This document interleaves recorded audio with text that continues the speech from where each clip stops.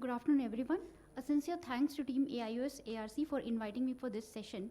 All of us have a tendency to gather information before starting something new, be it either a business venture or a disease. Patients also do the same as soon as they are diagnosed with a disease.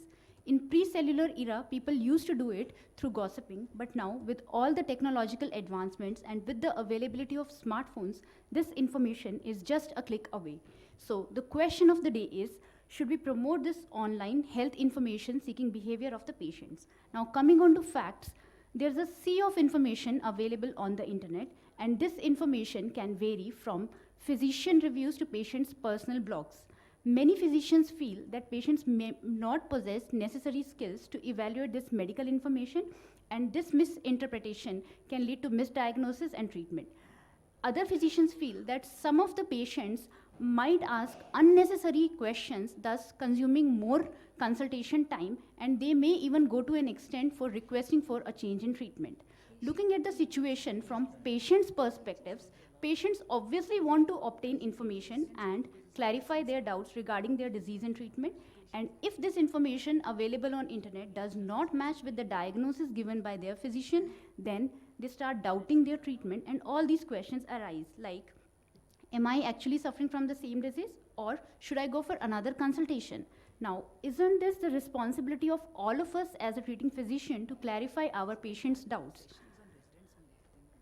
We can have two options. Either we feel threatened by this information and respond defensively by asserting their expert opinion.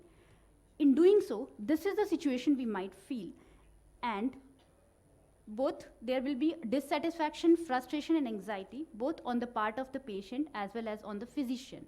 So do we want our patients to be unsatisfied and unhappy? Obviously not.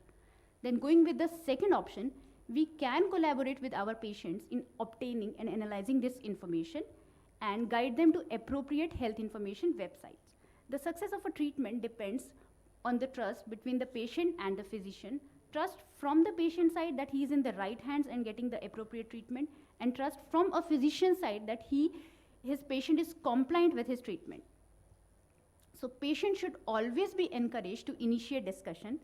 Correct online health information enables them to have a greater clarity and better understanding of their illness, and empowers them to play an active role in their disease management. Internet search behavior allows them to have a sense of control and thus enter into comprehensive negotiation with their physician. This is especially useful for managing chronic diseases like glaucoma, diabetes, and hypertension, where despite us telling them multiple times, patients still fail to adhere to requisite treatment and follow-up. So the need of the hour is to change from traditional physician-centric paternalistic model of care to relationship-centric participatory model, and for this, both patient and physician should always be on the same page. This is what we want at the end of our consultation. So now asking the question once again to the audience, should we promote this health information seeking behavior? I think the answer should be a big yes. Thank you, happy consultation.